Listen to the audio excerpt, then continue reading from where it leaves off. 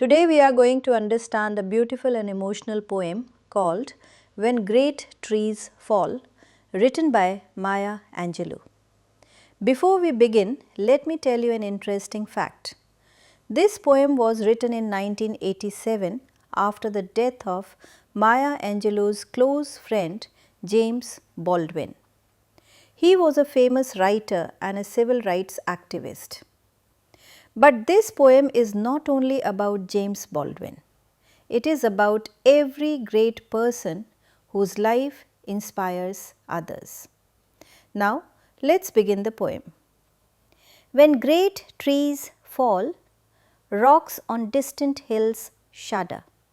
Let's understand these beautiful lines. The poem begins with the picture of a forest. The poet says that when a great tree falls, lions hunker down in tall grasses and even elephants lumber after safety. It means they shake or tremble. Even the lions become frightened.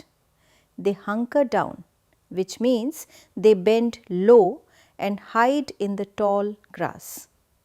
The huge elephants also become afraid. They lumber towards safety. Lumber means they move slowly and heavily because of their large size. Now, the poet is not talking only about real trees. The great trees are actually a symbol of great people. Just as a huge tree supports many living things in a forest, a great person supports and inspires many people in society. So, when a great person dies, many lives are affected. That is the main idea of these lines. Now, let us read the next lines. When great trees fall in forests, small things recoil into silence, their senses eroded beyond fear. The poet says that after the great tree falls, the small animals and insects become terrified. They recoil, which means they move back in fear. Then they become completely silent. The poet says that their senses are eroded.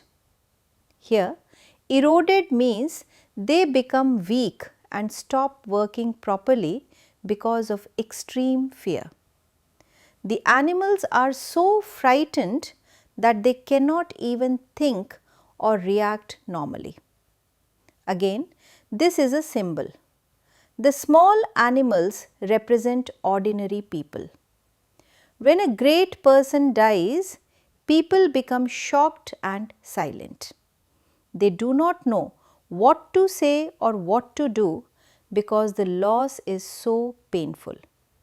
When great souls die, the air around us becomes light, rare, sterile. Now the poet changes from talking about great trees to talking about great souls, which means great people. She says that when a great person dies, everything around us feels different. The air feels light, rare and sterile. Here, rare means there is not enough air and sterile means lifeless or empty. Of course, the air has not really changed. The poet is describing how people feel because they are deeply sad. We breathe briefly. Our eyes briefly see with a hurtful clarity. We breathe only for a short time at a time because our hearts are full of pain. The word clarity means a clear understanding. Suddenly, we clearly realize that the person is gone forever. This truth is painful. So, the poet calls it hurtful clarity. Then the poet talks about our memories. Our memory, suddenly sharpened, examines, gnaws on kind words unsaid, promised walks never taken. She says that our memories become sharpened, which means they become very clear. We remember many things about that person. The poet says our memories gnaw on kind words that were unsaid. Here, gnaw on means they keep troubling our minds again and again. We remember all the kind words that we wanted to say but never said. We also remember the happy moments we planned together, like walks or meetings. But those moments never happened because that person left us too soon. These lines show that after losing someone we love, we often remember the things we could not do with them. That makes the pain even greater. Great souls die, and our reality, bound to them, takes leap of us. Let's understand these beautiful lines. Now the poet explains how deeply the death of a great person changes our lives. The word bound means closely connected. When these people are no longer with us, life does not feel the same. Our souls, dependent upon their nurture, now shrink, wizened. Here, nurture means their love, care, guidance and encouragement.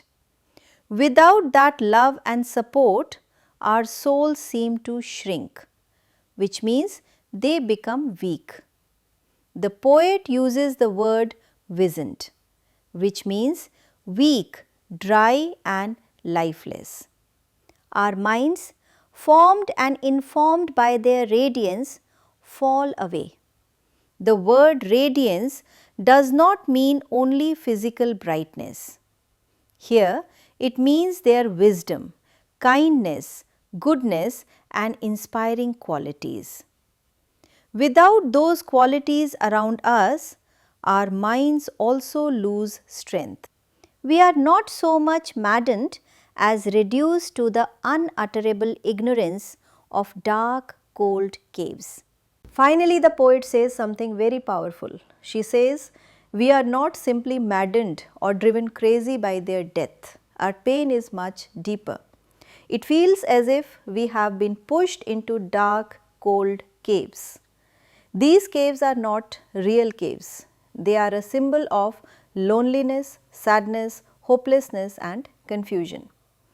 The poet wants us to understand that losing a great person can make life feel empty and dark. And when great souls die, after a period, peace blooms, slowly and always irregularly. Now the poem ends with hope. The poet says that after some time, peace slowly returns. She says, peace blooms. Just as a flower blooms slowly, our hearts also begin to heal slowly. This healing does not happen all at once. It happens irregularly, which means sometimes we feel better and sometimes the sadness returns. That is a natural part of healing. Spaces fill with a kind of soothing electric vibration. Here, soothing means comforting and peaceful. The poet uses the words electric vibration to describe a new feeling of hope and strength growing inside us. She says, our senses are restored. This means we slowly return to our normal life. But we are never the same again because such a great loss changes us forever. Then comes one of the most beautiful parts of the poem. The poet says, they existed, they existed.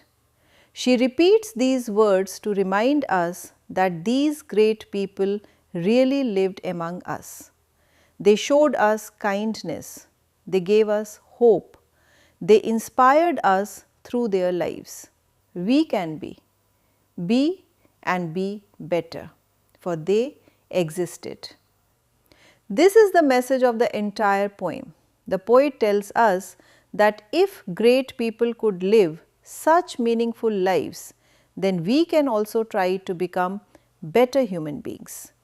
Even though they are no longer with us, their lives continue to guide us. That is why the poet ends with hope instead of sadness. If you found this explanation helpful, please like the video, subscribe to the channel and share it with your friends. See you in the next lesson.